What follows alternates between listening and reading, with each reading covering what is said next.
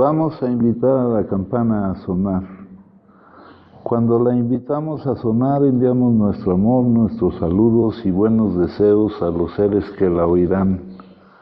Deseamos que al escuchar la campana dejen de sufrir, que empiecen a practicar la respiración consciente, encuentren la energía de la paz y la alegría en ellos y sean capaces de transformar la energía de la ira, el sufrimiento y la desesperanza.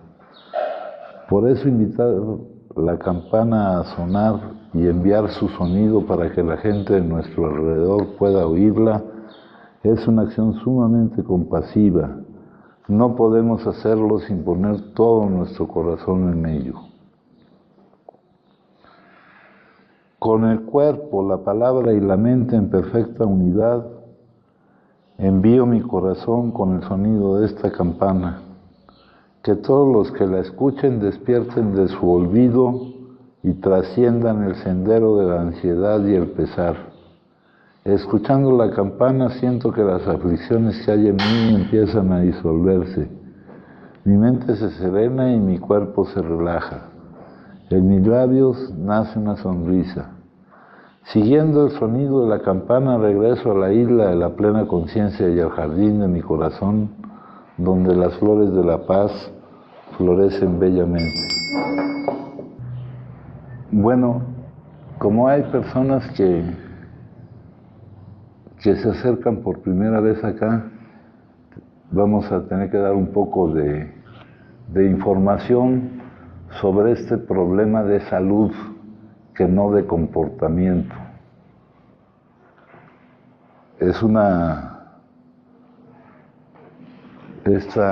Aquí de lo que hablaremos es de un tipo específico de adicción. Hay adicciones de proceso, de consumo. Hay una definición general de adicción en la cual sería muy difícil que nos equivocáramos si no dijéramos que todas las personas son adictas. Esa es la definición general. Buscar la felicidad fuera de uno mismo. Ahora vamos a centrarnos en el problema de la adicción al consumo de sustancias. Esta es una enfermedad cerebral crónica, es un problema de salud.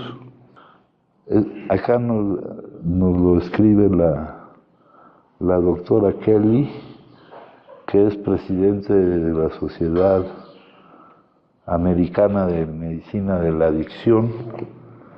Acá tenemos la definición de adicción de esa misma asociación: enfermedad primaria y crónica de los circuitos cerebrales de recompensa, motivación, memoria y otros relacionados. Mal funcionamiento de estos circuitos conduce a manifestaciones biológicas, psicológicas, sociales y espirituales características. Reflejan la búsqueda patológica de recompensa y o alivio mediante el uso de sustancias y otros comportamientos. Al igual que otras enfermedades crónicas, implica ciclos de recaída y remisión. Remisión es cuando no están presentes los síntomas. Sin el tratamiento o la participación de actividades de recuperación o de tratamiento de nuestro problema de salud, es progresiva y puede provocar una discapacidad o muerte prematura. Acá nosotros hablaremos de que, entendiendo esto como un problema de salud, vamos a señalar que el consumo es el síntoma, la causa es la enfermedad, el consumo es el síntoma de la enfermedad. Tenemos que señalar también que no todo el que consume es adicto, no todo el que consume tiene la enfermedad. Tenemos una definición muy sencilla que se utiliza en las juntas de información al público. Es una definición dada por una de las primeras mujeres que ingresó a la comunidad de Alcohólicos Anónimos, la doctora Marty Mann, que definió, que nos dice que, a ver, vamos aquí a buscarlo, dice, ¿quién es un adicto? Y aquí nos dice, esta doctora fundó el Consejo Nacional de Alcoholismo. El alcoholismo es una adicción específica, una adicción a una droga específica. No hay que hacer ninguna diferencia entre el alcohol y cualquier otro tipo de drogas. Las drogas son las sustancias que alteran el estado de ánimo.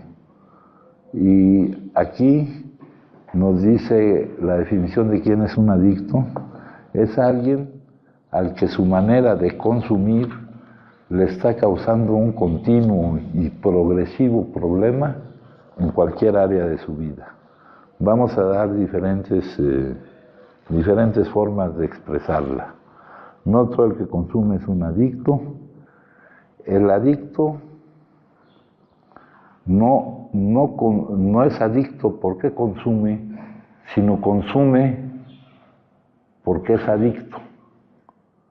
Y no hay punto de comparación entre otro tipo de consumidor.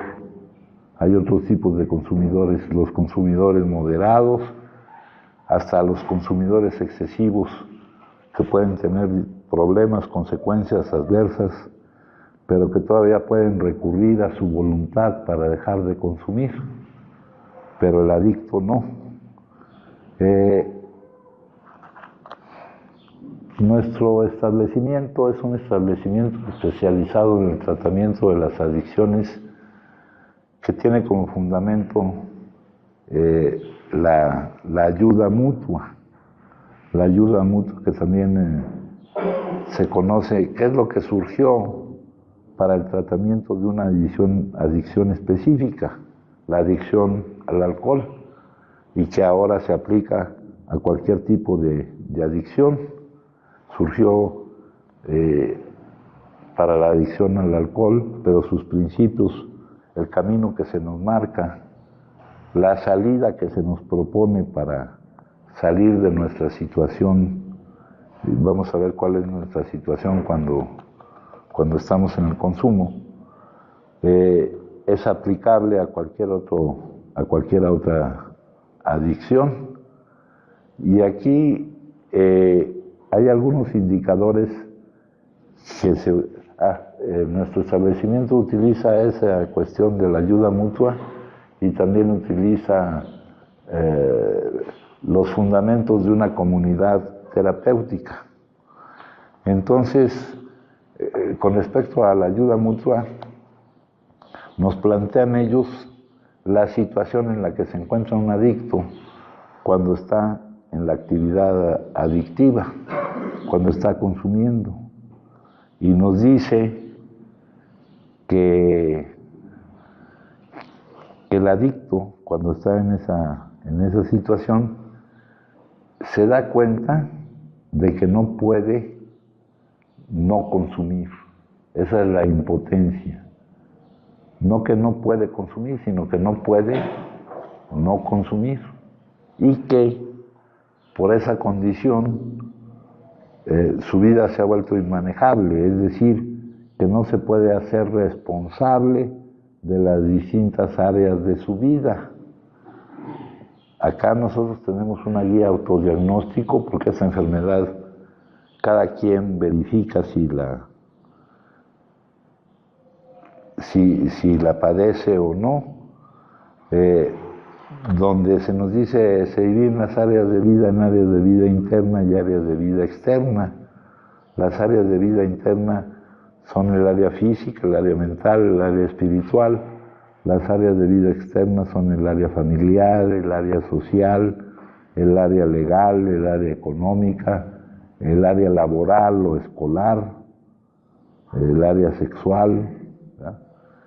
Y se nos dice que no, ahí en esa guía que nos permite, revisándola y contrastándola con la situación de cada uno de nosotros, determinar si tenemos o no tenemos la enfermedad, porque no todo el que consume es un adicto, ¿no?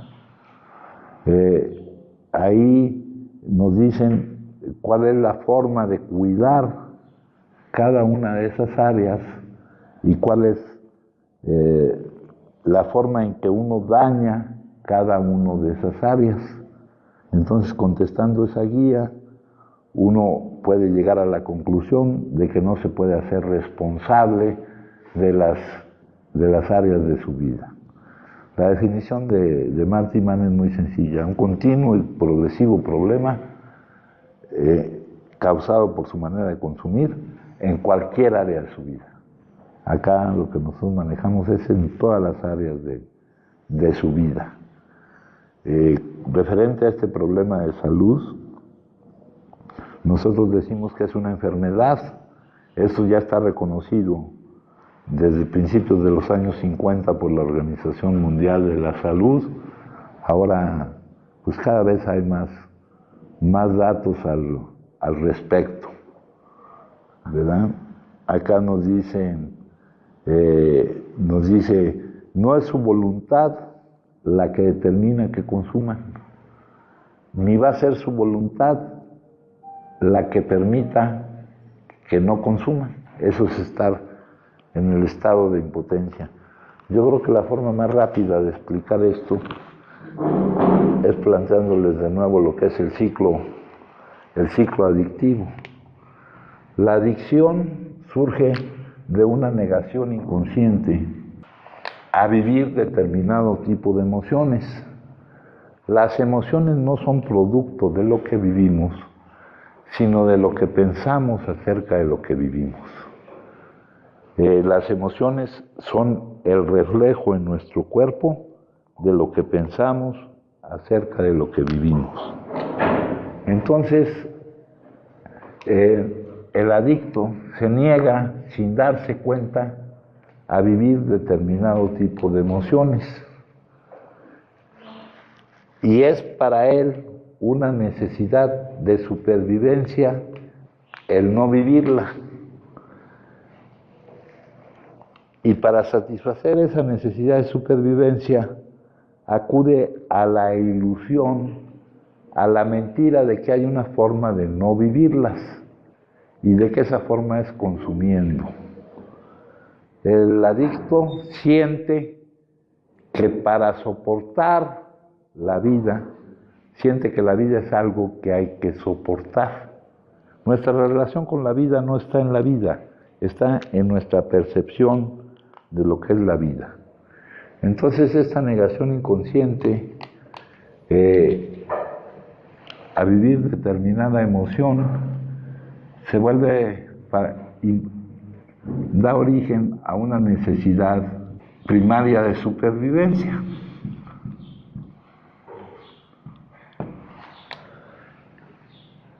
El cerebro maneja las necesidades primarias de supervivencia no con la parte más desarrollada del cerebro, que es el lóbulo frontal, sino con la parte que maneja las emociones, que es la amígdala, que es el cerebro primitivo.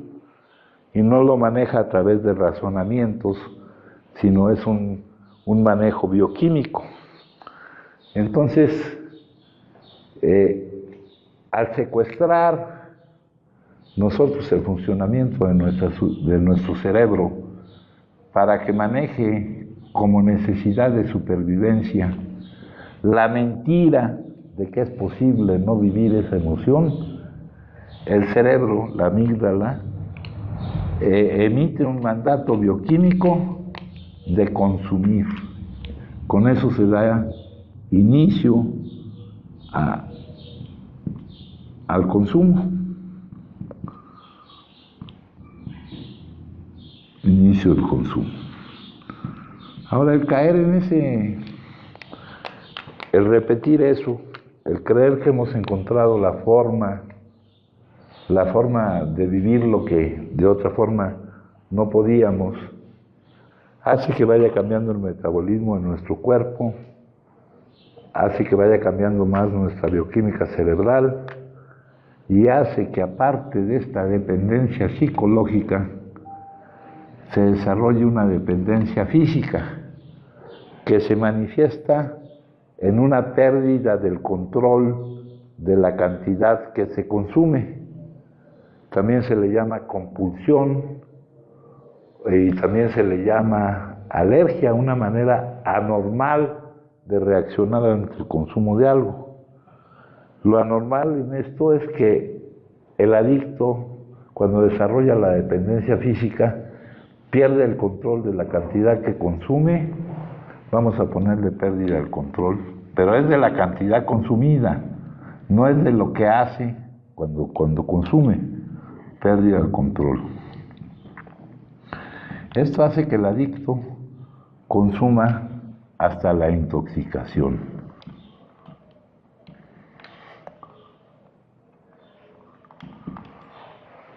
La intoxicación es el estado patológico del organismo que impide su buen funcionamiento. Hace rato, hablando de algún caso, acá ya vemos que no es nuestra voluntad lo que determina que consumamos, ni va a ser nuestra voluntad la que permita que no consumamos. Esa voluntad será un principio, pero tendrá que ir acompañada con un cambio. Ahorita vamos a explicar cómo. La intoxicación, compañeros, es un estado patológico del organismo, en donde uno puede incurrir en primer lugar, en dañarse a uno mismo, ¿no? Y en segundo lugar, en dañar a los demás. Y así como no hay una voluntad que determine que consumamos, junto a la palabra impotencia, en la experiencia que nos comparten las personas que encontraron la salida mediante este método, que por otra parte es el que más resultados ha dado, aparece la expresión pérdida de las facultades de la voluntad.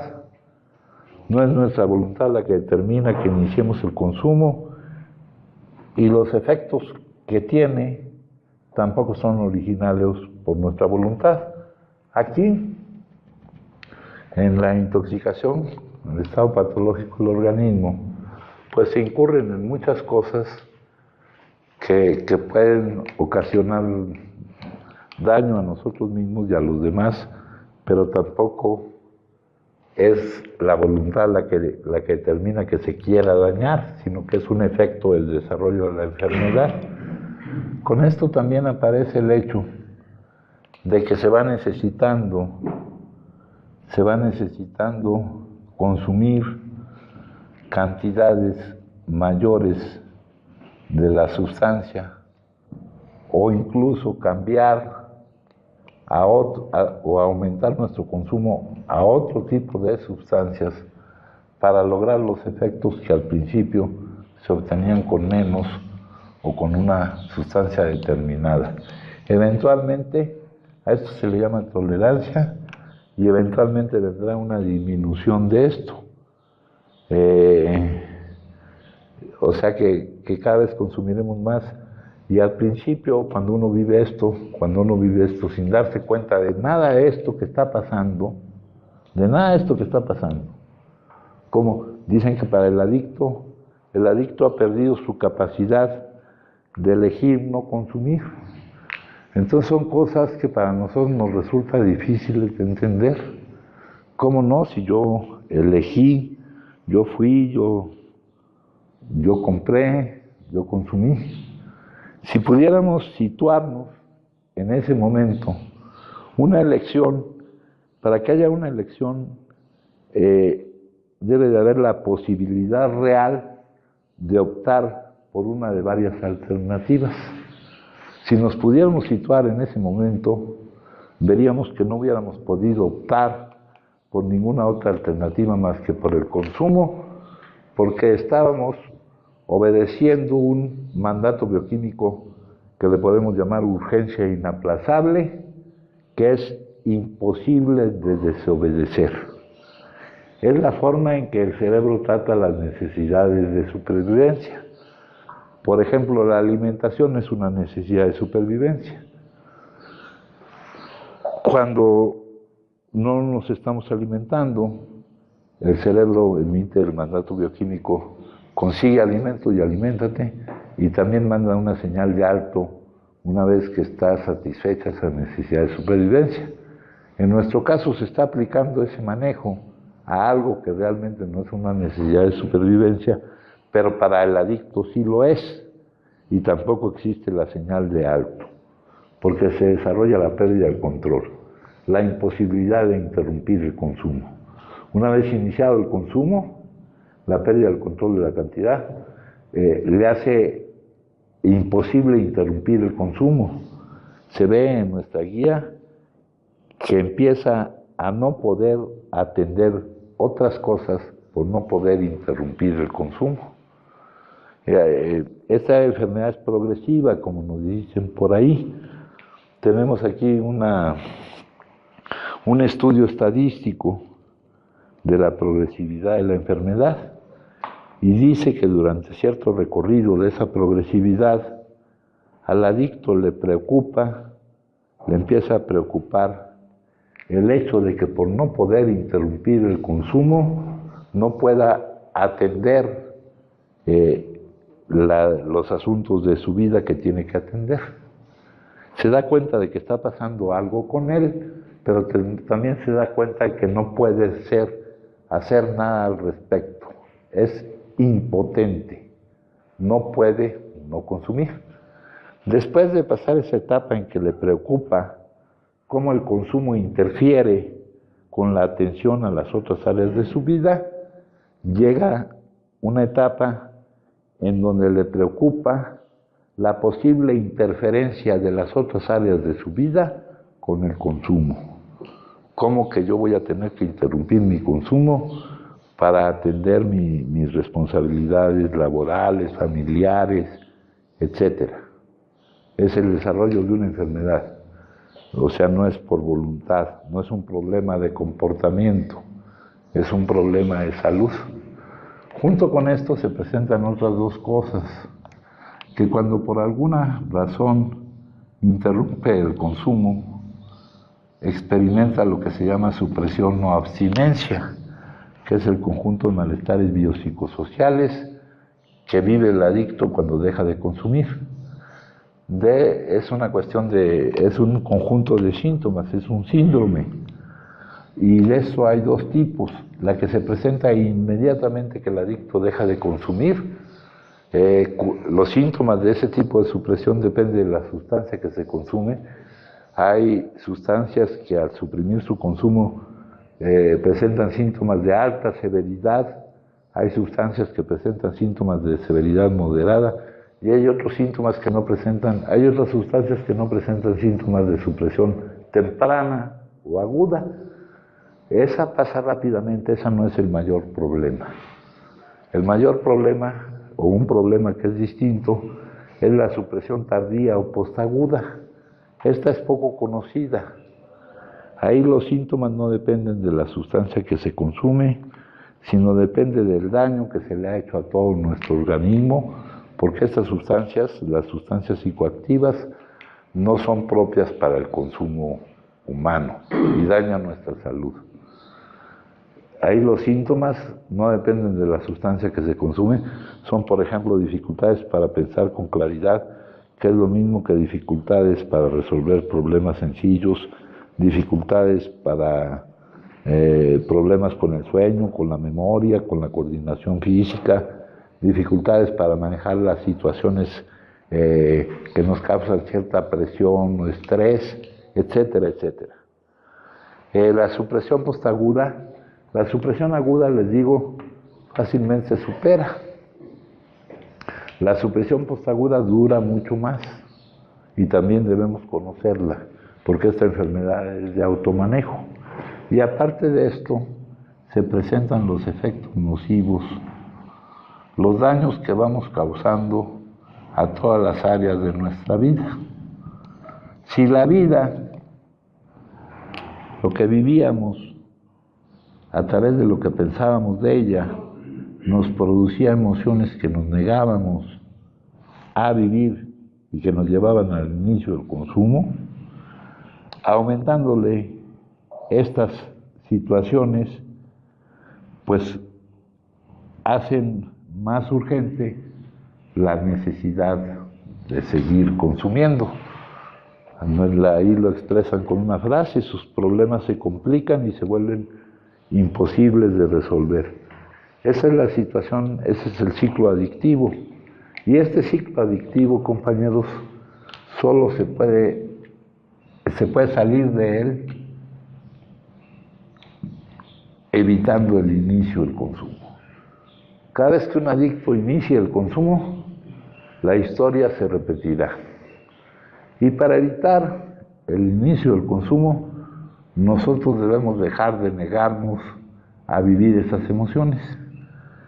Y el camino que utilizamos nosotros es ya no producir esas emociones que nos neguemos a vivir.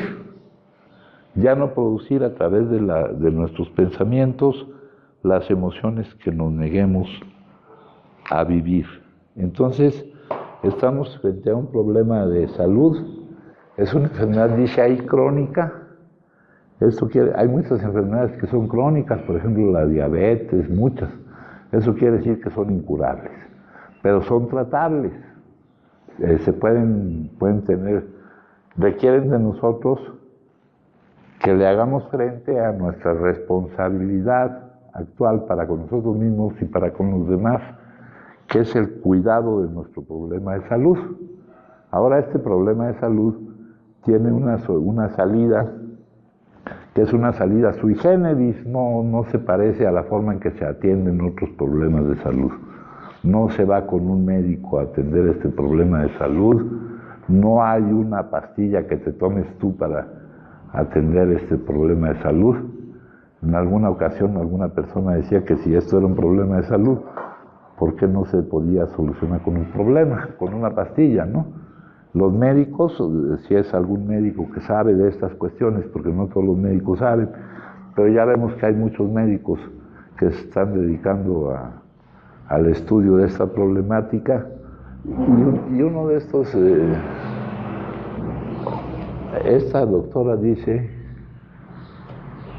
que la mayoría de los proveedores de atención médica no saben cómo tratar la adicción a las drogas.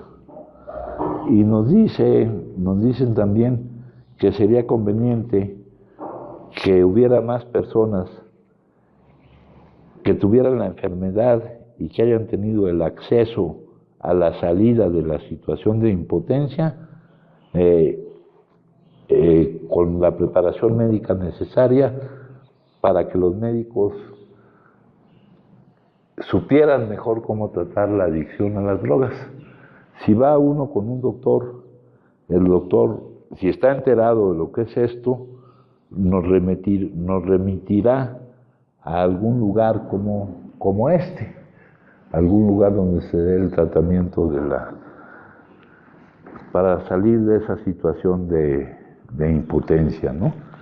Esto es conveniente que lo digamos, haciendo énfasis en que es un problema de salud y no de comportamiento, porque aunque la gente ya haya oído que esta es una enfermedad, la reacción que provoca, porque es muy difícil convivir con una persona que es adicta, por lo que hace cuando está intoxicado, por lo que deja de hacer, y eso produce cierta reacción adversa en la gente que lo rodea.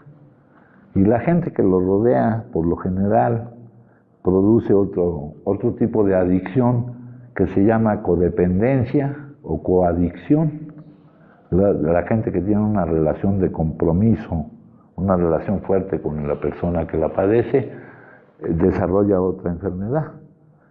Será tarea suya encargarse ese núcleo de buscar la forma de estar bien. Y curiosamente, utilizando lo mismo que utilizamos nosotros para nuestro problema, ellos podrán también utilizar para estar bien, ellos, ¿no? Ya sin hacer que dependa el bienestar de esas personas afectadas por la coadicción o codependencia del problema del adicto. El responsable del problema del adicto es el adicto y el responsable del problema de su núcleo, de su entorno, es su entorno y su núcleo. Cada quien ocupándose de estar bien, ¿verdad? Bueno, eso nada más... porque esto, aunque les digo que es muy conocido que es una enfermedad, pues nos lleva a que oigamos palabras como que el que por su gusto muere, que lo entierren parado, ¿verdad? Pero no se dan cuenta que no es por su gusto, que no es su voluntad la que está determinando. Que para ellos el más vehemente deseo de dejar de consumir resulta totalmente infructuoso.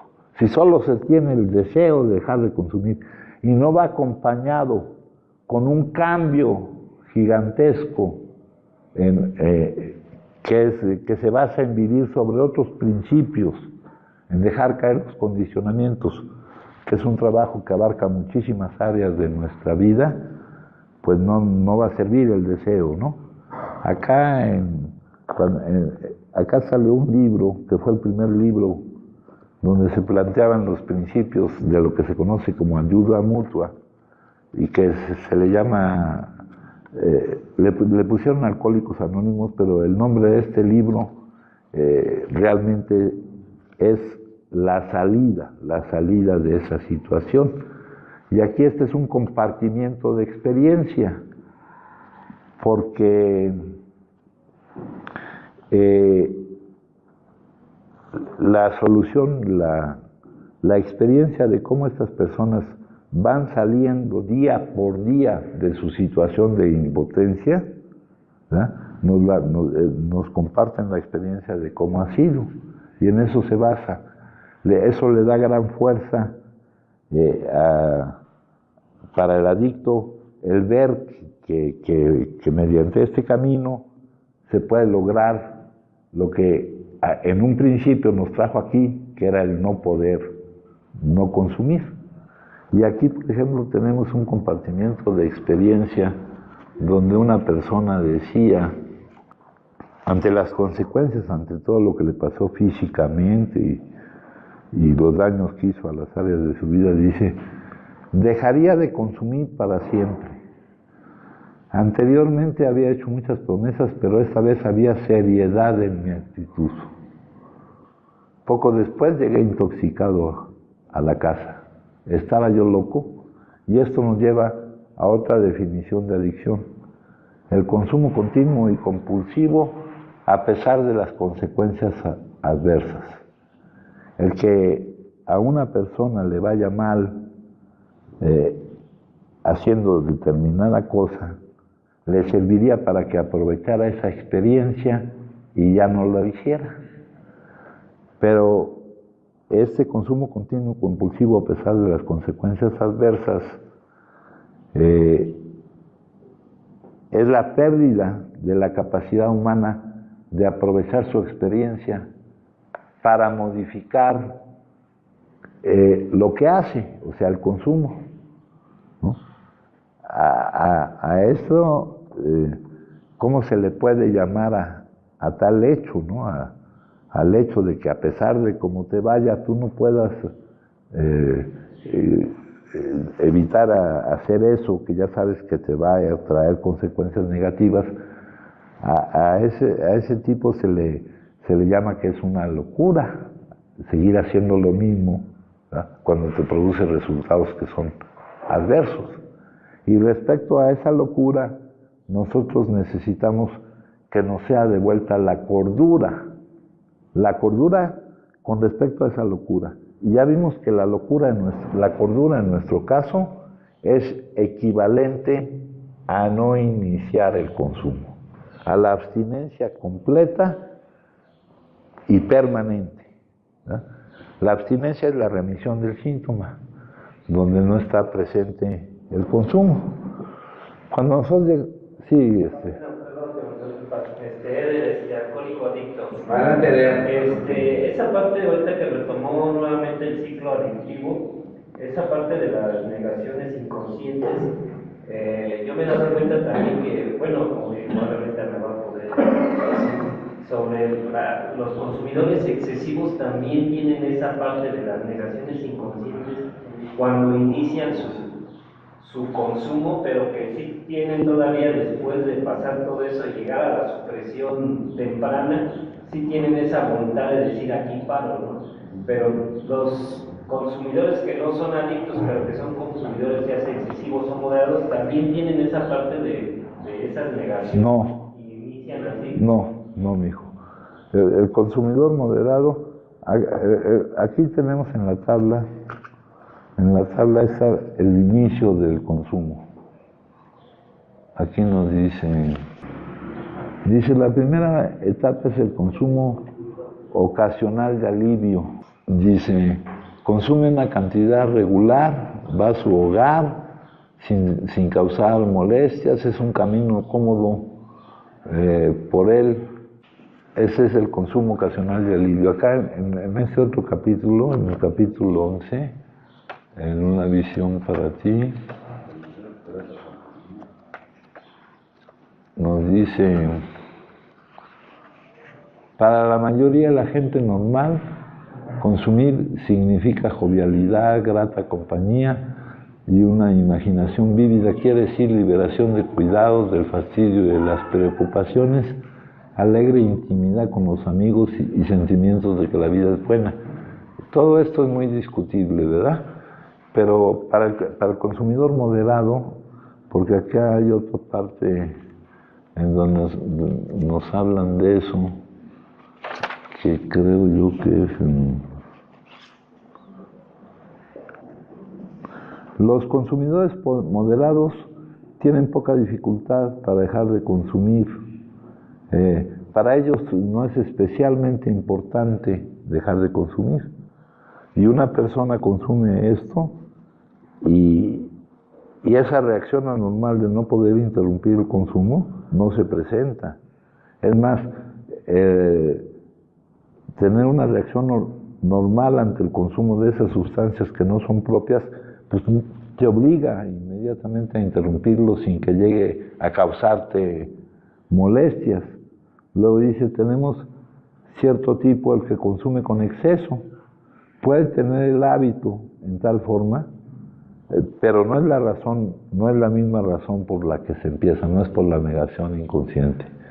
Puede tener el hábito de tal forma que gradualmente llegará a perjudicarle en lo físico y en lo mental, puede causarle la muerte prematura. Si se presenta una razón suficientemente poderosa, mala situación, enamoramiento, cambio de medio ambiente o la advertencia de un médico, este tipo puede también dejar de consumir o hacerlo con moderación, aunque a esto le resulte difícil o tal vez necesite ayuda médica. Todavía puede acudir a su voluntad para dejar de hacerlo, ¿no? Pero la causa por la que inicia el consumo es diferente, la del consumidor moderado y la del consumidor excesivo. Ahorita ya dimos algo de información y vamos a pasar a algo que nos tiene acá. Cuando se lee acerca de esta enfermedad, escrito por personas que, o hasta hace tiempo escrito, o aún en las mismas experiencias, decían que es una enfermedad que causa placer a corto plazo y dolor a largo plazo. Aquí lo que manejamos es que toda adicción empieza con dolor y termina con dolor. El dolor que está al inicio es lo que nos hace tratar de no vivirlo, es ahí donde empieza. Y el servicio que proporciona, o el rocho, todas esas cosas que son inexistentes, ¿no? En las lecturas de hoy, compañeros, tenemos lo siguiente. Dice, puesto que me di cuenta que me había convertido en un enfermo adicto y de que jamás podría tener diversión alguna con el consumo.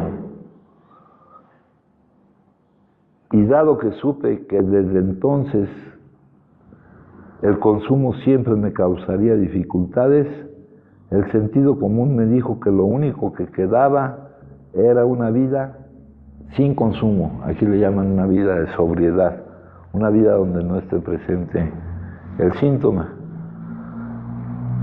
Pero aquí, en el compartimiento de experiencia, aprendí otra cosa, la cosa más importante que se puede aprender. Que podía, aquí dice que podía recurrir a un poder más grande que yo para ayudarme a conservarme alejado del consumo. Y entonces no es que podía, que tenía que recurrir a un poder más grande que yo. Y esto de alejarme del consumo es para que se me devolviera la cordura de no volver a incurrir en la locura de consumir de nuevo la primera dosis. Dice que podía utilizar ese divino principio del universo y que ese principio divino del universo, aquí le pueden poner el nombre que quieran, siempre y cuando no les estorbe, siempre y cuando la asociación que tengan con ese nombre impida que obtengan lo que deben de obtener de él. Lo que debemos de obtener de él es saber que hay alguien que está a cargo, que sabe lo que hace, que actúa a nuestro favor, ¿verdad? Y que es el que determina lo que vivimos.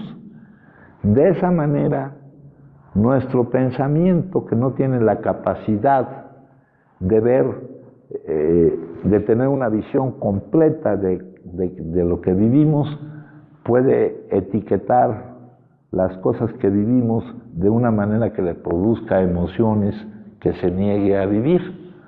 O también el acuerdo o desacuerdo con lo que creemos que es nuestra voluntad en lo que vivimos puede producir esa emoción. Pero tener esa confianza en un poder, en algo, en el todo, en la vida, en el ser, pónganle el nombre que quieran, siempre que ese nombre no les estorbe, ¿verdad? Porque el nombre es lo de menos, lo que importa es qué hay detrás de ese nombre, una confianza en que haya alguien que está a cargo, que determina lo que vivo, que no es cierto que yo determine lo que vivo. Si ustedes se ponen a revisar su vida, verán ustedes que ustedes no son los que han determinado lo que viven, ¿no? Para nosotros que hemos recorrido este camino, porque es el camino, cada uno de los que están aquí, ya dijimos una definición general de adicción y también hablamos de la adicción al consumo, necesita algún camino para darse cuenta de la realidad de la vida que viene de una percepción, de cómo la percibe uno, ¿eh? Entonces, para nosotros es nuestro camino, para cada quien necesitará este camino, algún camino que le sirva. Aquí dice, y que ese que está a cargo, a través de la confianza que tengo, no basada en que mi mente juzgue que lo que vivo es bueno, que lo que vivo es malo. Eso ya lo hemos demostrado muchas veces o hablado de ello con los ejemplitos esos de buena suerte, mala suerte, buenas noticias, malas noticias. No sabemos si lo que en un momento dado vivimos, y el pensar, dice por ahí dice la Biblia, creo que la sabiduría del mundo para Dios es pura tontería, porque procede de un proceso de pensamiento, y el pensar fragmenta, ¿eh? El todo es impensable e inexpresable, y en el funcionamiento de las cosas todo está interconectado yo tengo la confianza de que siempre estoy siendo llevado a un camino de crecimiento y aprendizaje en esta experiencia humana de un ser espiritual, ¿eh? Entonces eso ya me permite no producir esas emociones. Ya, la gente ya no depende de eso. Con eso alcanzo la libertad sobre mi estado emocional. Ya no puedo decir que yo estoy emocionalmente mal porque los veo mal a ustedes, ¿verdad? O porque lo que ocurre no me gusta. La última de las libertades humanas, la que nadie te puede quitar, es tu actitud ante las circunstancias, sean cuales sean las circunstancias. Yo tengo que lograr la libertad de hacerme responsable de mi estado emocional y no decir que estoy mal emocionalmente debido a alguna circunstancia, algún contenido que la vida me presenta o a la actitud de alguna otra persona. Eso es no asumir una responsabilidad que me corresponde a mí. Eso es quitarme, eso es evitar lograr un estado de bienestar que me impida quedar a merced de lo que ocurre o a merced de cómo actúan los demás, sabiendo que realmente yo soy mi propio salvador o mi propio verdugo. Al ver cómo etiqueto las cosas y al ver el reflejo en mi cuerpo, dice, por aquí sacamos ayer o antier, dice, lo que en el Zen se llama Satori, el Zen es una sabiduría espiritual, una sabiduría perenne, es un momento de presencia, un breve salir de la voz de su cabeza, de los procesos de pensamiento y de su reflejo en el cuerpo como emoción. Es el surgimiento de un espacio interior donde antes había el barullo del pensamiento y el torbellino de la emoción, ¿no? Aquí serán muchas las cosas que tendremos que empezar a vivir, no a entender ni a conceptualizar, sino a vivir. Por ejemplo, en no identificarnos con lo que no somos. El falso yo se le llama ego. Identificarme con lo que no soy. Identificación viene de idem facere, decir que lo que está de este lado es lo mismo que lo que está de este lado. Yo soy idéntico a esto, yo me identifico con esto y estoy construyendo un falso yo. Yo que soy un ser espiritual viviendo una experiencia humana, ¿verdad? Pertenezco a la dimensión espiritual, no me puedo identificar, no puedo poner del otro lado algo que no pertenezca a la dimensión espiritual, ni mi nombre, ni mi historia, ni los miembros de mi familia, ni a qué me dedico, ¿ah? Ni los papeles que juego, ni las posesiones que tengo, ni las carencias que tengo, todo eso es producto de la mente. Una definición de ego es la mente no observada, ¿verdad? Mis pensamientos no tienen la capacidad de decirme quién soy yo.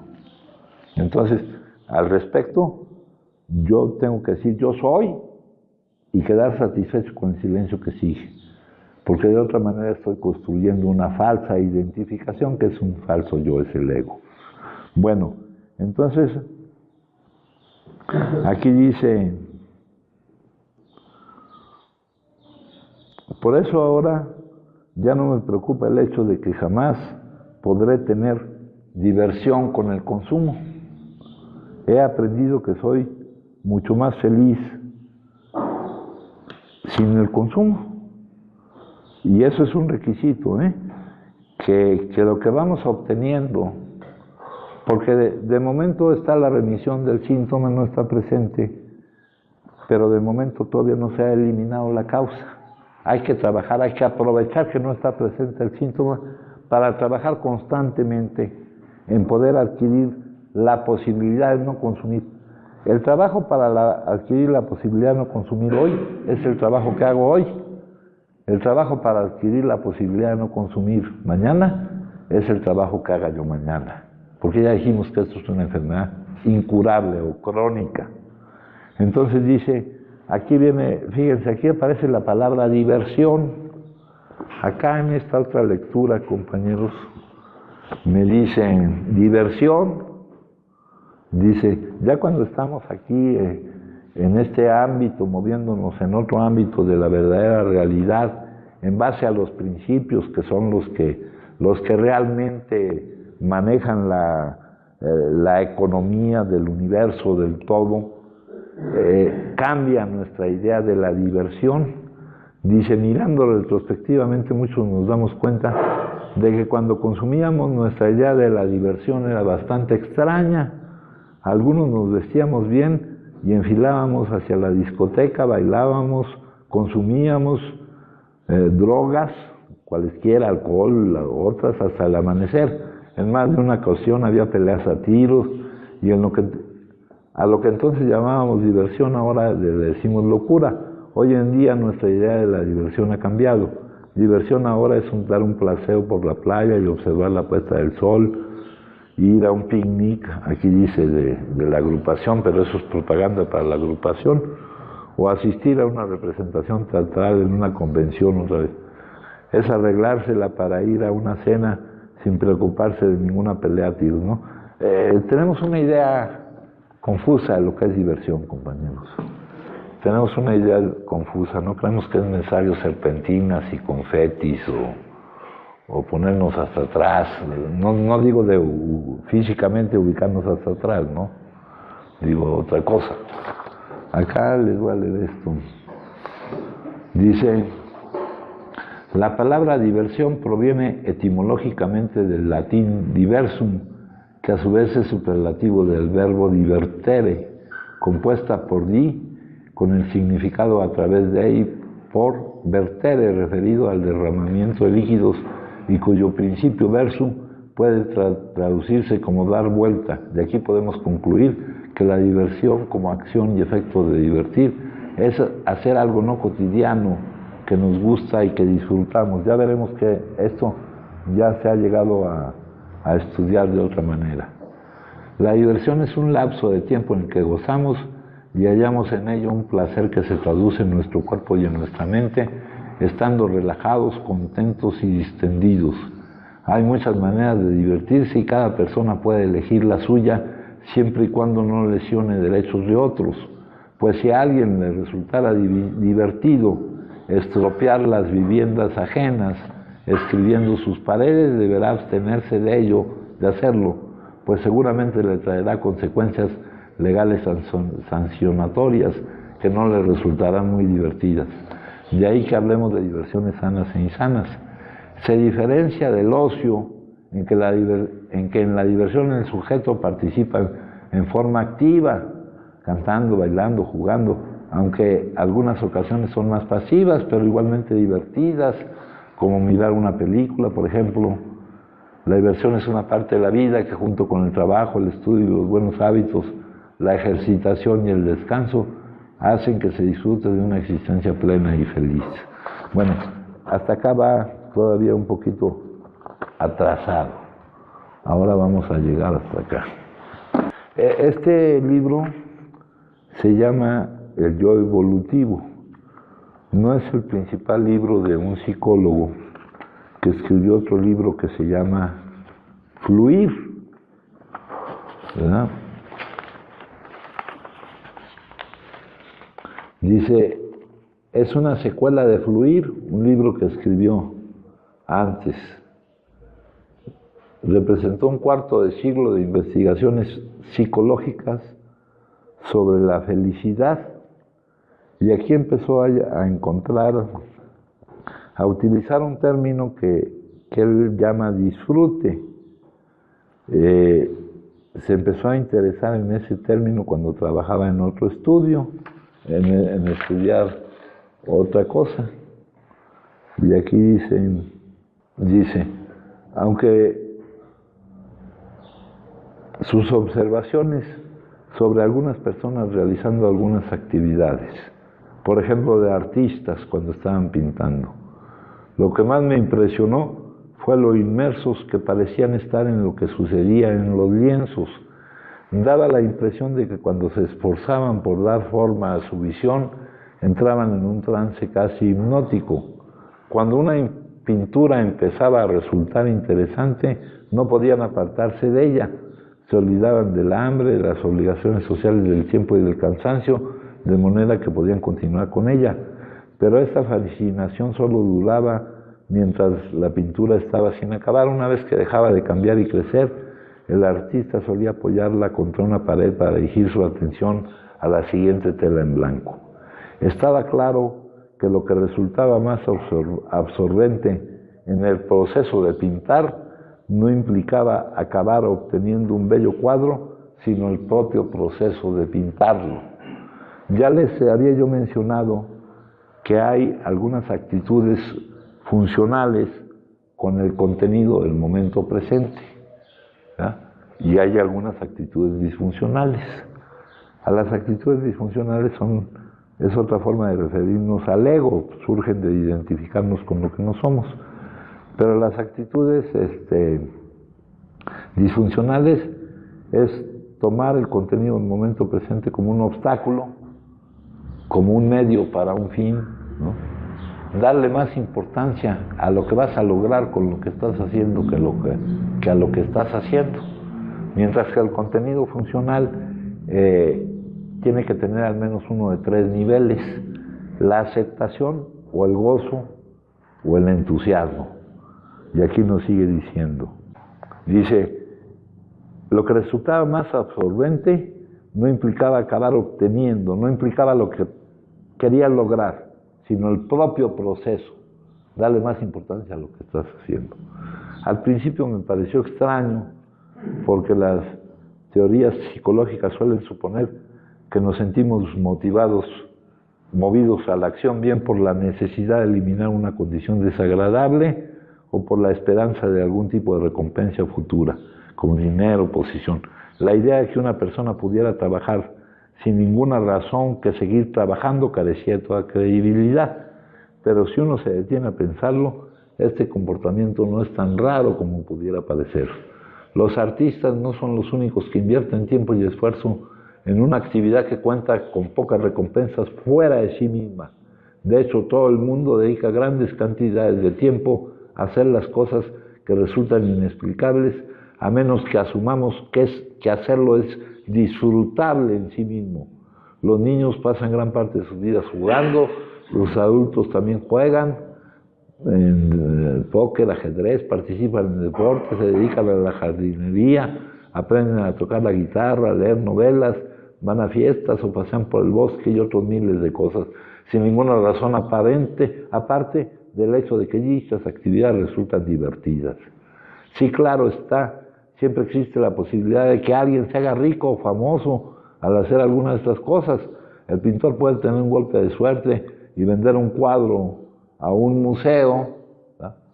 Pero eso no es requisito, y ahí podemos acordarnos de Van Gogh, ¿no? Que durante toda su vida no vendió ni un cuadro, ¿no? Aunque la calidad de lo que hacía, está fuera de toda luz. El guitarrista puede aprender también a tocar, que alguien le ofrezca un contrato de grabación. Podemos justificar la práctica de los deportes para mantenernos sanos e ir a fiestas porque es posible obtener contactos profesionales o aventuras sexuales. Los objetos externos suelen estar presentes como telón de fondo, pero rara vez son la razón principal por la que nos involucramos en dichas actividades. La razón principal para tocar la guitarra es que es un disfrute, al igual que hablar con gente en una fiesta. Tocar la guitarra o ir a fiestas no es algo que le guste a todo el mundo, pero quienes dedican su tiempo a hacerlo lo hacen porque la calidad de la experiencia mientras se hayan inmersos en esas actividades es intrínsecamente gratificante. Se hacen por diversión. Pero esta conclusión nos lleva muy lejos. La cuestión obvia es, ¿por qué son tan divertidas estas cosas? Por extraño que parezca, cuando intentamos responder a esta pregunta, resulta que, contrariamente a lo que esperábamos, la enorme variedad de actividades deportivas divertidas comparten algunas características comunes. Y aquí nos pone el ejemplo de una jugadora de tenis, aquí absorto en la interpretación de una pieza musical, presenciar un buen partido, leer un libro interesante, parece producir el mismo estado mental. Yo lo denomino fluir, porque esta fue la metáfora elegida por varios entrevistados acerca de cómo se sentían cuando su experiencia resultaba lo más disfrutable posible. Era como ser llevado por una corriente en la que todo sucedía sin problemas y sin esfuerzo. Contrariamente a lo que podríamos pensar, fluir no suele tener lugar durante relajados momentos de ocio o entretenimiento, sino más bien cuando nos hallamos activamente sumergidos en un empeño difícil, en una tarea que nos obliga a emplearnos a fondo física o mentalmente.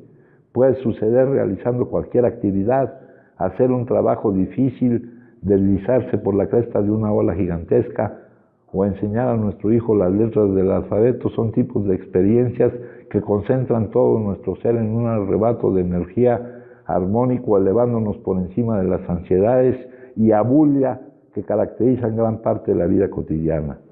Resulta que cuando los desafíos son elevados y se utilizan a fondo las habilidades personales, experimentamos este extraño estado de conciencia. El primer síntoma de que se está fluyendo es una concentración de la atención sobre un objeto claramente definido. Nos sentimos sumergidos, concentrados, absortos. Sabemos lo que hay que hacer y obtenemos una respuesta inmediata acerca de cómo lo estamos haciendo. Aquí nos habla de la jugadora de tenis, del pianista. Y aquí nos dice, la profundidad de la concentración requerida por el equilibrio preciso de desafíos y habilidades excluye preocuparse acerca de cuestiones que pasan a ser temporalmente irrelevantes. Nos olvidamos de nosotros mismos y nos abismamos en la actividad.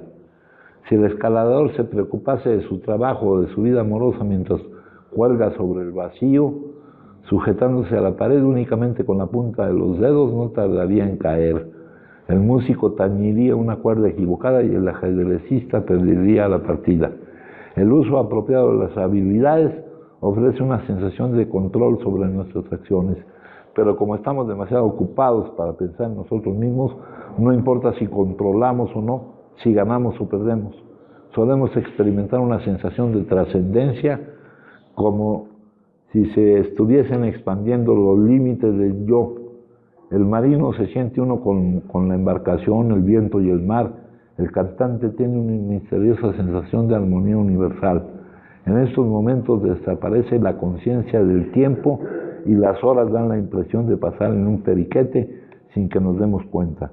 Ese estado de conciencia, que es lo que más se acerca a lo que pudiéramos llamar felicidad, depende de dos grupos de condiciones. El primero es externo. Algunas actividades son más susceptibles de producir fluidez que otras porque tienen objetivos concretos y reglas manejables. Posibilitan el ajuste de oportunidades de actuar con nuestras capacidades.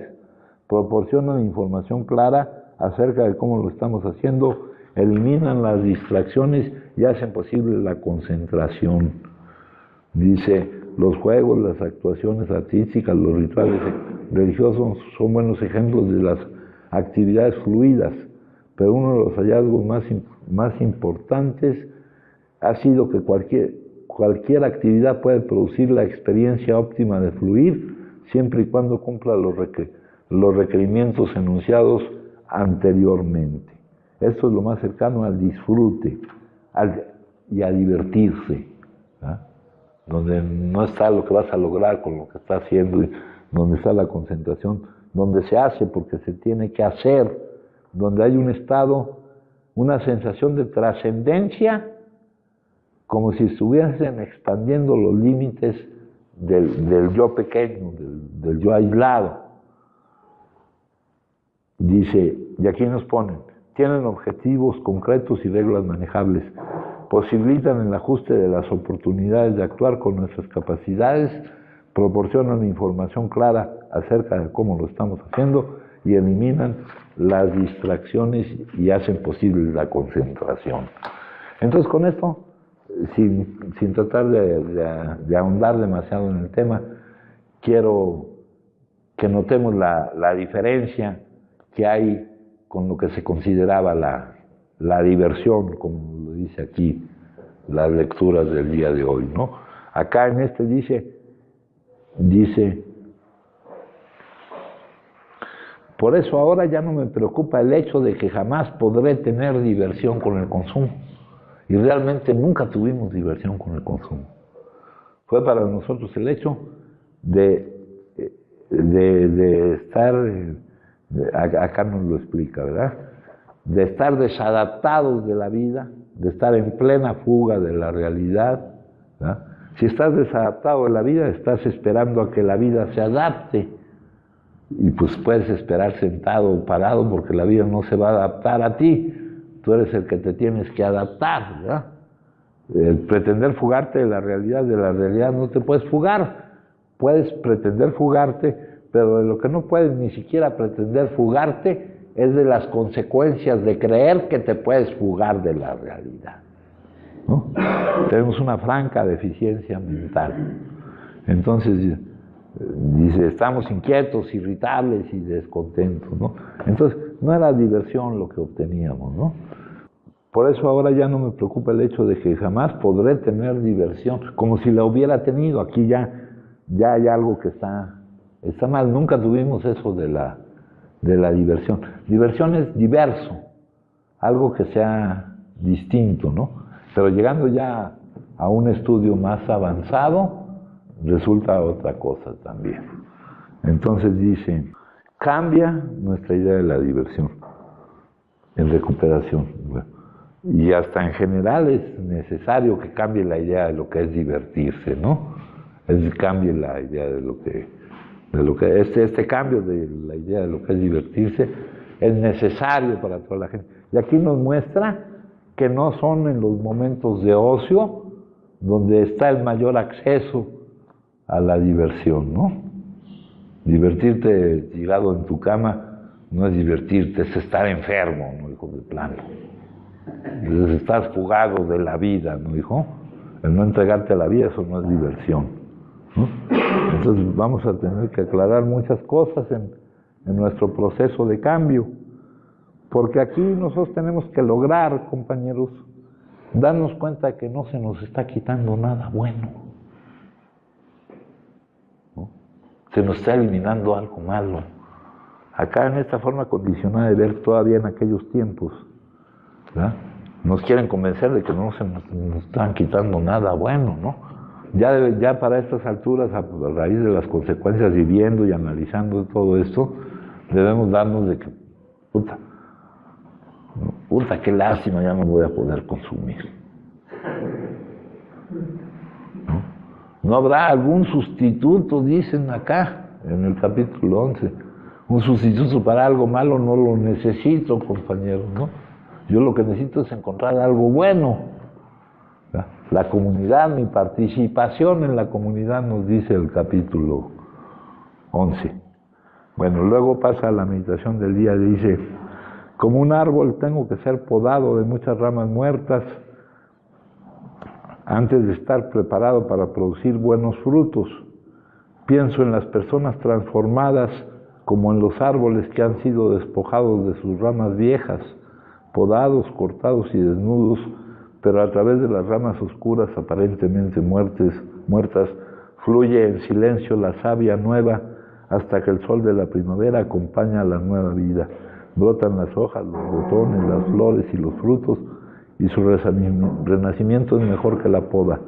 Sé que estoy en las manos de un jardinero supremo que no comete errores en sus podas. Entonces aquí, más que aprender algo, venimos también a desaprender muchas cosas, a dejar caer muchos condicionamientos, a ser podados.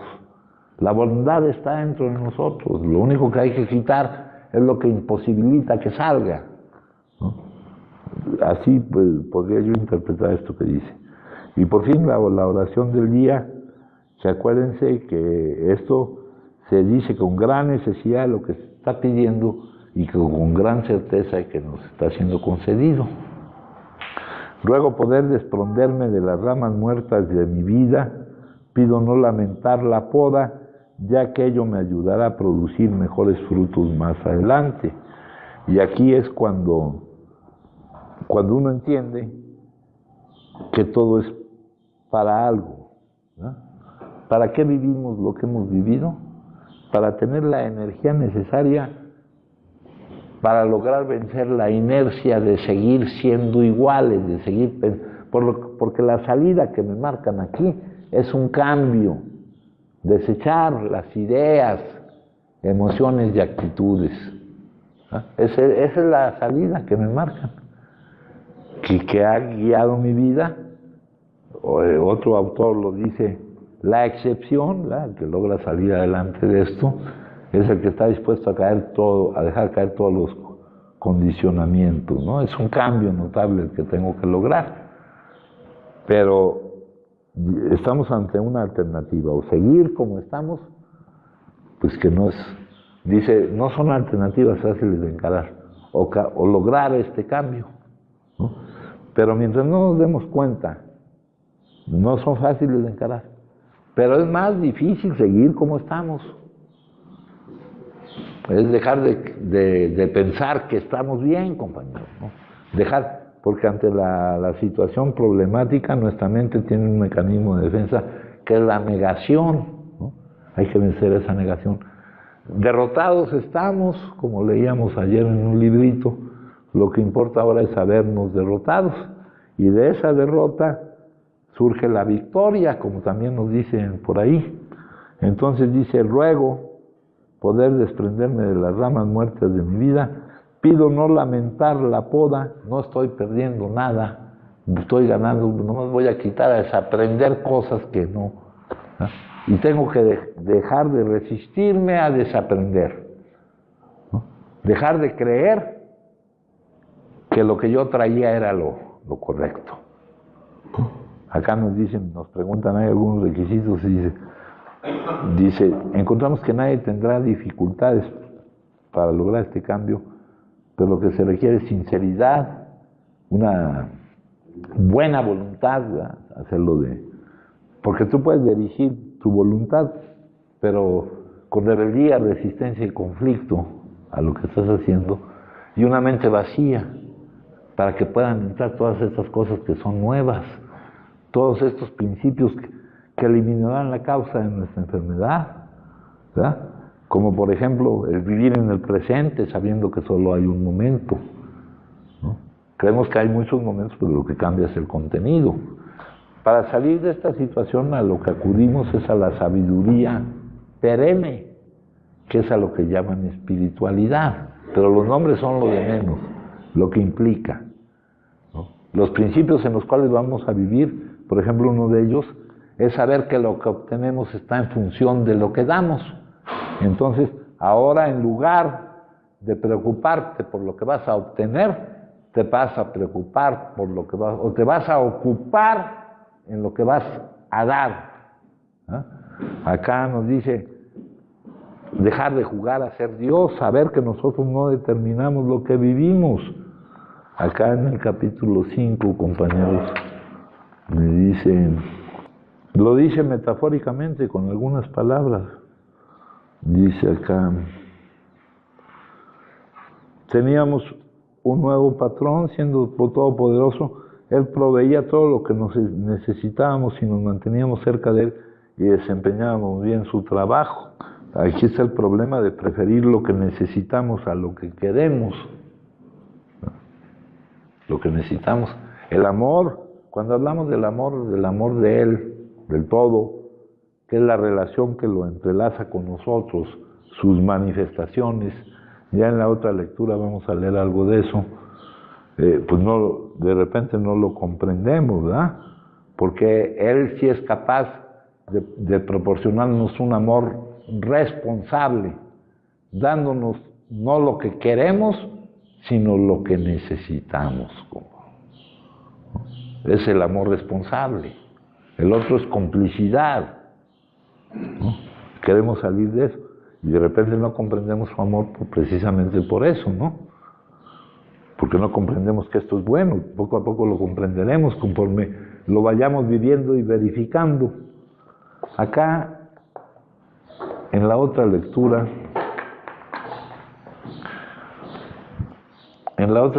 compañeros, me dice, cuando nos volvimos adictos, aplastados por una crisis que nosotros mismos, y aquí está confundido, ¿no? Cuando nos volvimos adictos, no, sino cuando empezamos a vivir ya las consecuencias de la adicción, cuando empezó a avanzar la progresividad de la adicción.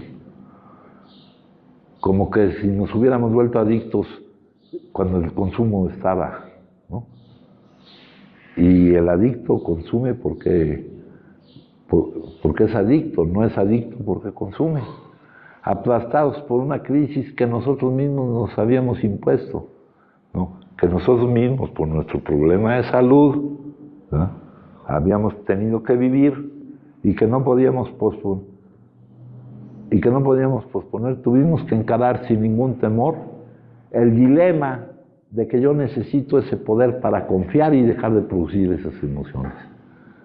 De que yo necesito saber cómo es la realidad de que hay alguien que está a cargo, que sabe lo que hace, que actúa a nuestro favor, independientemente que yo lo comprenda o no lo comprenda, ¿verdad? Y esa confianza hace que el peso que tenga lo que yo pienso acerca de lo que vivo, o del hecho de que concuerde o no concuerde con mi voluntad, pierda importancia con respecto a la confianza en el que determina lo que yo vivo, porque yo sé que actúa a nuestro favor. Entonces dice aquí, sin ningún temor, el dilema de que Dios lo es todo, o de otra manera Él no es nada. Vamos a quitar el nombre si quieren, podemos poner ahí cualquier nombre. Podemos poner Dios, superalma, omnipotencia, el ser, la vida. ¿Lo es todo o no es nada? Acá tenemos un escrito tomado de un libro que también fue utilizado en la síntesis que se hizo para encontrar este camino de salida. El hecho fundamental del universo consiste en este espíritu de vida y poder infinitos que hay detrás de todo, que se manifiesta en todo y por todas partes. A este espíritu de vida infinita e infinito poder que es trasfondo de cuanto hay, lo llamo como yo quiera llamarlo, siempre que no me estorbe, porque a algunos les estorba ese nombre, creen que tienen que irlo a buscar por allá, ¿no? La pregunta, ¿dónde está? La pregunta es, ¿dónde no está? Porque está en todas partes, es lo único que hay. Dios, no importa el término que utilicemos, luz bondadosa, providencia, superalma, omnipotencia, o cualquier otro que creamos conveniente, siempre que estemos de acuerdo sobre el hecho central. Así, Dios solo llena todo el universo. Dios solo, no está Dios y Él, no está Dios y nosotros. Acá dice, si nos manteníamos cerca de Él, a distancia cero. El problema del día de la humanidad consiste en despertar a la divinidad que lleva dentro. Acá dice, Dios solo llena el universo de manera que todo proviene de Él y es en Él y no hay nada fuera de Él. Él es la vida de nuestra vida, nuestra misma vida. Participamos de la vida de Dios y aunque nos diferenciemos de Él porque somos espíritus individuales, mientras que Él es el espíritu infinito que nos incluye a nosotros y a todas las demás cosas, en esencia la vida de Dios y la del hombre son idénticas, es decir, una misma. No se trata de una diferencia de esencia o cualidad, sino de grado. Es una forma de decirlo. Aquí tenemos otra forma de decirlo, compañeros. El ser es la vida una, eterna, siempre presente, que está más allá de las miles de formas de vida que están sujetas al nacimiento y a la muerte. Y el nacimiento y la muerte ya vimos que no tienen nada que ver con la vida, ¿eh? Acá teníamos los de ayer.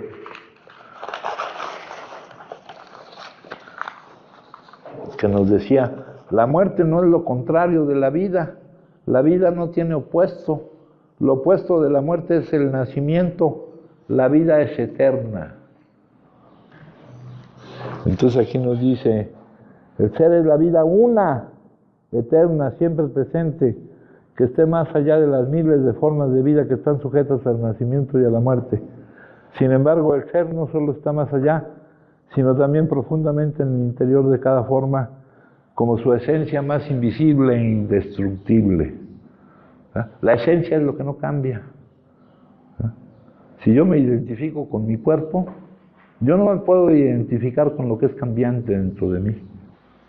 ¿Con cuál cuerpo me estoy identificando? con el que cabía en una cajita chiquita, con el que va a necesitar un cajón mientras lo queman, porque luego hay que regresar al cajón para que no salga tan caro, ¿verdad? Si me identifico con mis pensamientos, ¿con cuáles pensamientos, no? No hay forma de que te bañes 2 veces en el mismo río, no hay forma de que estés 2 veces en tu mismo cuerpo. Si ustedes creen que nos conocemos, pues no nos conocemos porque todo el tiempo estamos cambiando. Entonces dice aquí, esto significa que es accesible a usted ahora como su propio ser más profundo, como su verdadera naturaleza, pero no busque asirlo, comprenderlo con su mente, no trate de comprenderlo, solo puede reconocerlo cuando la mente se ha callado, cuando usted está presente completa e intensamente en el ahora. Aquí cuando nos dice la vida una eterna, quiere decir, eterna no se refiere a duración, se refiere a que solo consta de este momento. Lo que cambia, creemos que hay muchos momentos, pero hay un único momento, lo que cambia es el contenido del momento. Dice, recuperar la conciencia del ser, el darte cuenta del ser, de ese ser, y permanecer en ese estado de sensación, realización, es la iluminación o despertar, o como le llamamos aquí, satori, ahorita en lo que acabamos de leer. Ahora trajimos otro libro por acá. Esta es otra fuente de sabiduría perenne. Hay muchas fuentes de sabiduría perenne, todas nos dicen lo mismo con diferentes palabras, pero nos están diciendo lo mismo. La sabiduría perenne es la que viene de siempre y durará por siempre. Dice acá, los Upanishads dicen que un día Dios tuvo un pensamiento. Los Upanishads son escrituras de sabiduría perenne hindús.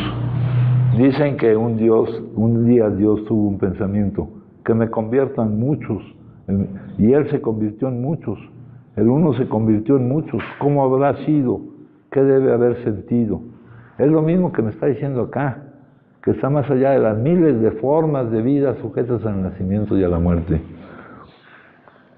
Y Él se convirtió en muchos, el uno se convirtió en muchos. ¿Cómo habrá sido? ¿Qué debe haber sentido? Dios, cuando surgió su deseo de que existiera este universo, un solo verso. Primero hubo el expanda inicial, el latido divino, la gran pulsación, la animación de vida en el vacío.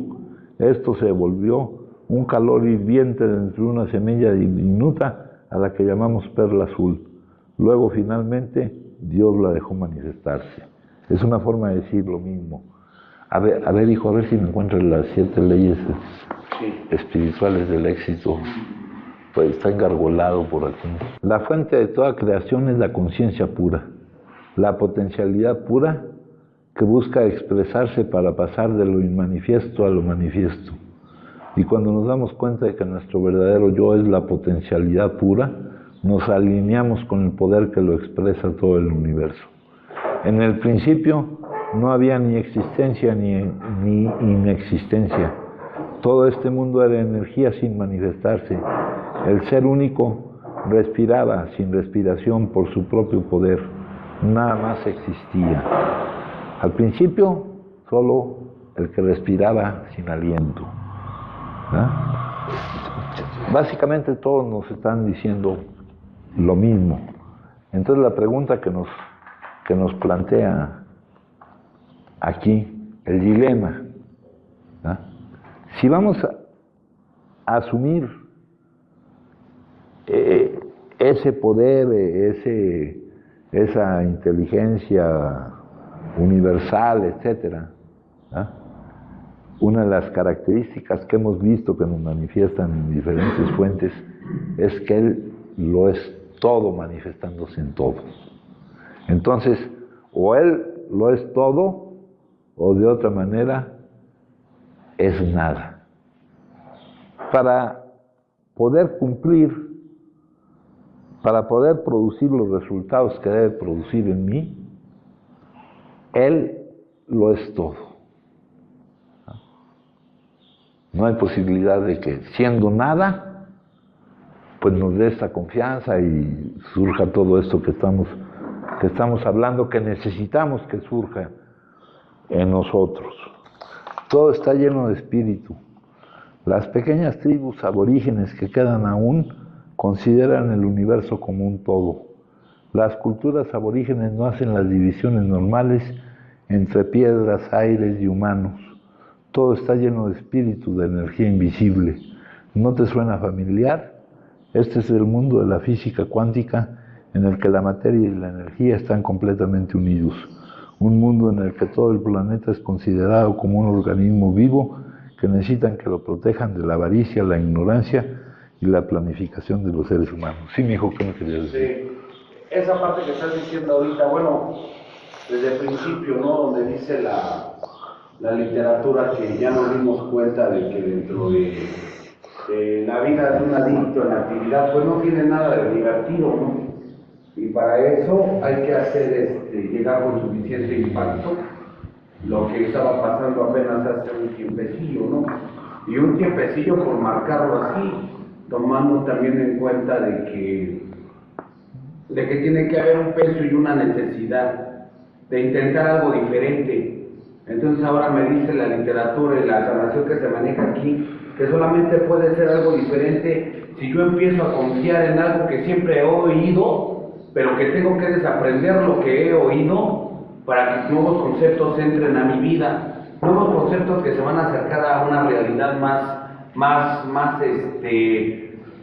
pues más real para la necesidad que yo tengo, ¿no? No para la verdadera realidad. Bueno, la verdadera realidad, que es el hecho de concebir un Dios amoroso y no ese Dios castigador personal, ese Dios castigador que me dijeron que si no me portaba bien me iba a castigar. Para mí el día no, ese era el coco, ¿no? Ese era el coco. Sí, pero son similares, están parecidos entre él. No, pues el que te lo dijo se confundió, hijo. Pero él no le causó te quiso hablar del coco. Entonces, de alguna manera, el día de hoy quiero que... Le preguntaron cómo era su creación y dijo que era realmente buena. ¿Tú crees que hay una opinión respecto a su creación que tenga más validez que la suya? Pues no.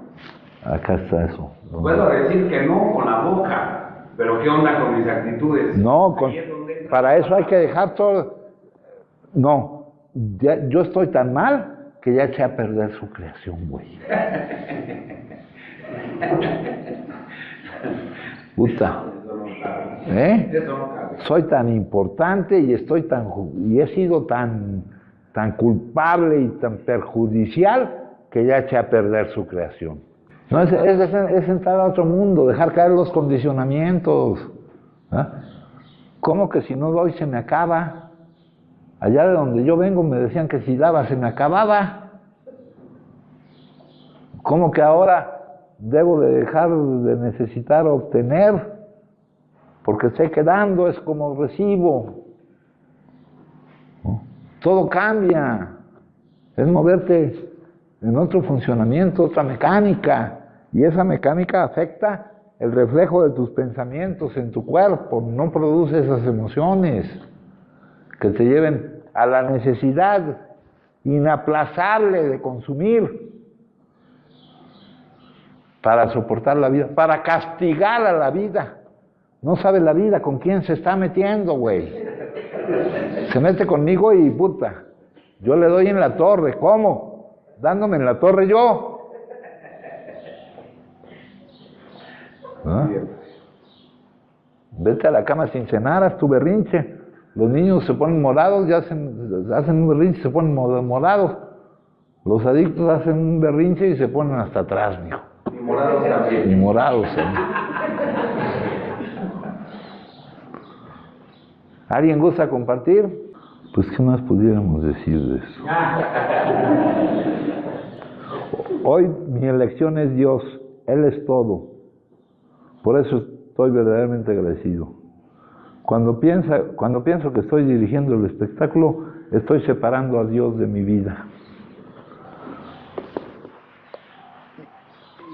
Y vivir sin Dios está canijo. Vivir con Dios es la espiritualidad. Y estoy separando a Dios de mi vida. Dice aquí, A él imploro que pueda recordar que cuando me permito ser atrapado en mi egoísmo, lo más importante es que hoy yo esté deseoso de desarrollarme espiritualmente y que Dios sea todo. Cuando estaba tratando de dejar de consumir por mi propia cuenta, nunca pude. Con Dios y con esta comunidad como ayuda y como soporte de práctica de estos principios está dando resultado. Esto parece ser un simple pensamiento para un adicto. Bueno, nosotros decimos que somos complicados, pero estamos igual de complicados que todos los demás, hijo. A ver, vamos a ver aquí. La obstinación en el pecado, y pecado es cerrar en el blanco de lo que es la vida, pecado es la separación de él, trae en verdad muy serias consecuencias, y que el hombre perdiere la integridad de su alma, aun cuando ganara el mundo entero, resulta extremadamente necio. Por otra parte, nos enseña él que somos castigados a causa de nuestros propios errores. Nadie nos castiga, son nuestros propios errores los que nos castigan. Cada hombre o mujer, por encenegados, será enceguecidos que estén en lo impuro y malo, tienen acceso directo a un Dios de misericordia paternal y todopoderoso, quien los perdonará, porque el perdón consiste en caer en la cuenta que no hay nada que perdonar, y les proporcionará su propia potencia para ayudarles a descubrirse de nuevo a sí mismos, y hasta 70 veces 7, si fuera necesario. 70 por 7 son pocas, ¿verdad? Para nosotros ya necesitamos que sea un número mayor. Pero aquí el número es nomás una ilustración. Si necesitamos más veces, pues Él nos da más veces, ¿eh? ¿Alguien gusta compartir algo, compañeros? Bueno, pues entonces les agradezco mucho.